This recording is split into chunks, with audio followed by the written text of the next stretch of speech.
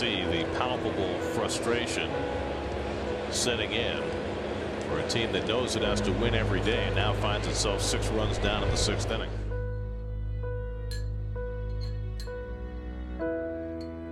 What's going on, guys? It's Fuzzy. Welcome back to yet another Major League Baseball recap. So to all of my Mets fans out there, I am so terribly sorry for that intro, but I remember there was a point in the season where the Mets were clowning me every single day on Twitter because the Mets actually won a series against the Indians. I believe they actually swept the series. Yeah.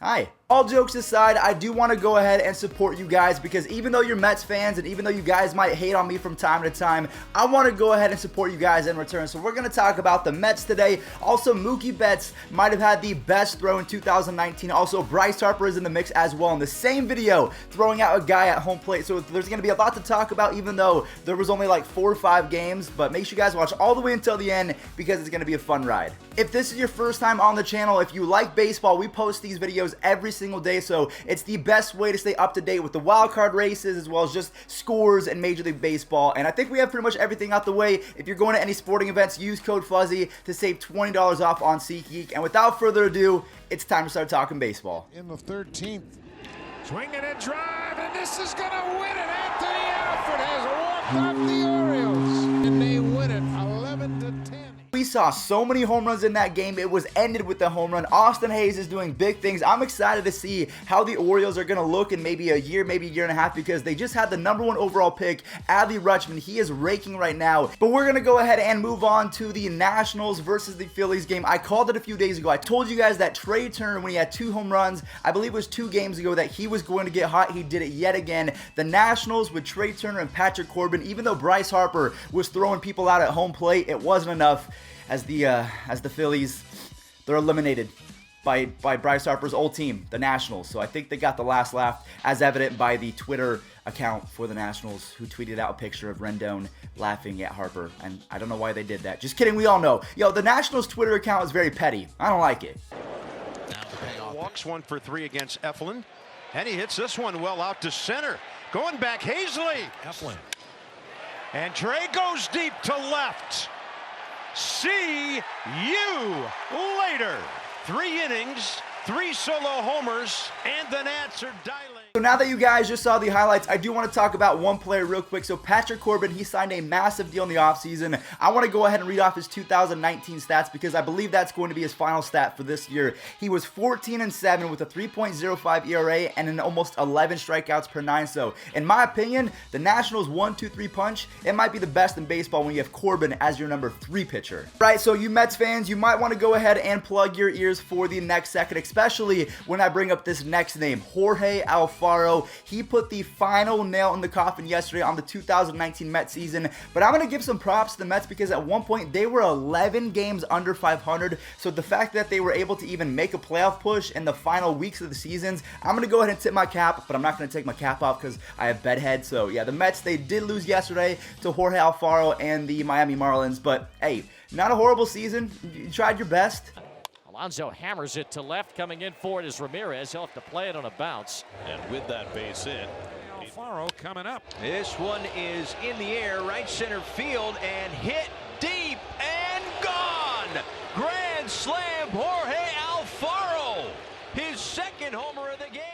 Paul Goldschmidt is one of my favorite players in baseball, and I remember sitting at this desk right here last year, at least in the offseason, and I saw the trade happen. Paul Goldschmidt to the St. Louis Cardinals in exchange for Carson Kelly and Luke Weaver. Now, in my opinion, I thought that this was going to be the most lopsided trade in baseball history, maybe aside from Babe Ruth and all the other really lopsided ones, because there's a few amount of them where it makes you wonder what the GMs were thinking at that point. But Paul Goldschmidt, he had a down season for the Cardinals. Carson Kelly had a really good season. Luke Weaver had a really good season before he got injured. So, in my opinion, it was kind of a fair trade, and both teams won. Now, yesterday, it was Paul Goldschmidt's first time back in Arizona, so I thought it was a really cool moment. I'm going to go ahead and show his ovation because Paul Goldschmidt, he doesn't really say much. All he does is play baseball, and in my opinion, at a very high level. So, the fact that the Diamondbacks fans, they were able to appreciate him, I respected that. Also, Paul Goldschmidt hit a home run in his return, so I think he just is comfortable there. It's pretty much a home ballpark for him, so it was a lot of fun for me to watch. I really liked it. Paul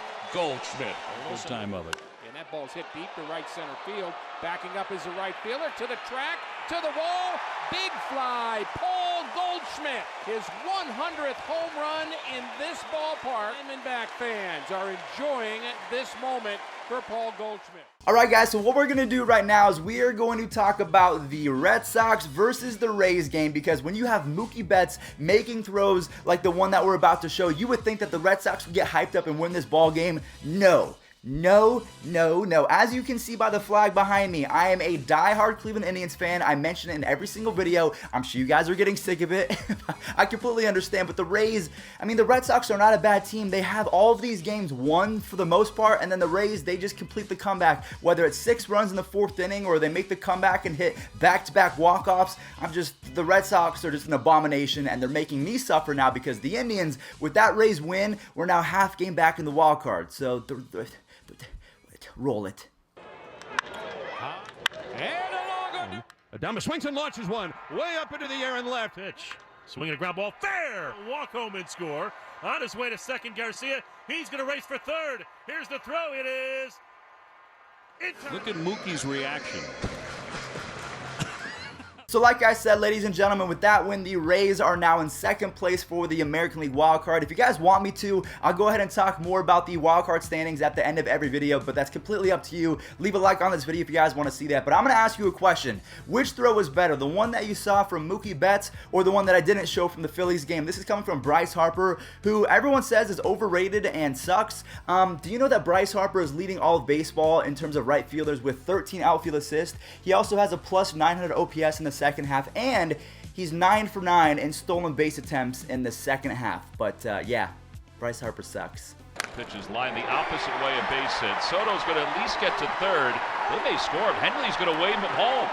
The throw by Harper to the plate on one hop. He is out at the plate from Bryce in right center field. I don't know if you're going to find a more accurate arm in the National League right now.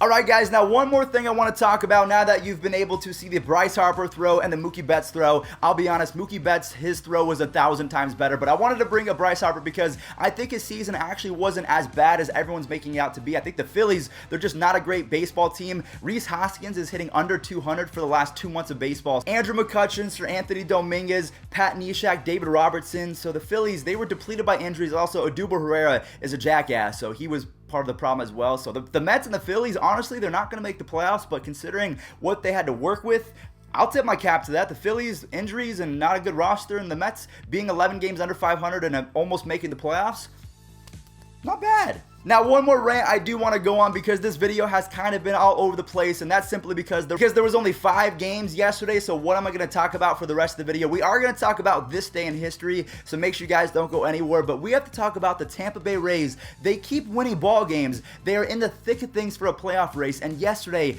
there wasn't even 9,000 people at the game. For example, I live in Las Vegas. We only have one baseball team. It's the AAA Las Vegas Aviators. We're the farm team for the Oakland A's. No one here is an Oakland A's fan, but the Aviators averaged over 9,000 people the entire season. That's more than the Marlins, and that's more than the Tampa Bay Rays. But the Marlins suck. The Rays are a playoff team. I just don't understand. I've never been to Tampa Bay, so I've never been to Tropicana Field. My brother and mom just went there. They said it was cool. It was like a different vibe, but the traffic is awful. Just the whole area is awful. So in my opinion, I really feel like Tropicana Field either needs to be torn down or relocated, or maybe I just don't know what should happen to the Rays. Let me know in the comment section down below if you are from the Tampa Bay area, if you're a Rays fan, what needs to happen to that ball club in order for them to get more fans? Is it the team? Are they boring? Or is it just the area? Let me know in the comment section down below. Alright guys, well that is going to do it for yesterday's games. What I'm going to do right now is I want to talk about what has happened on this day in Major League Baseball history.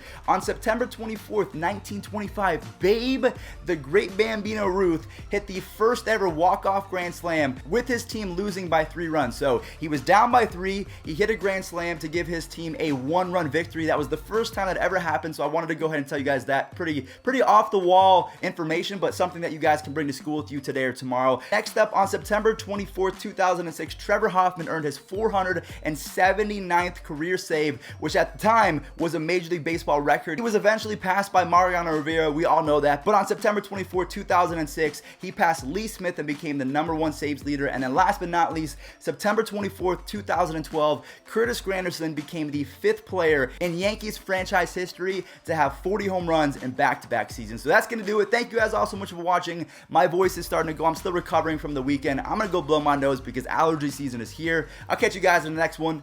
Peace out. Driven deep to right field. Going back, Revere looking up.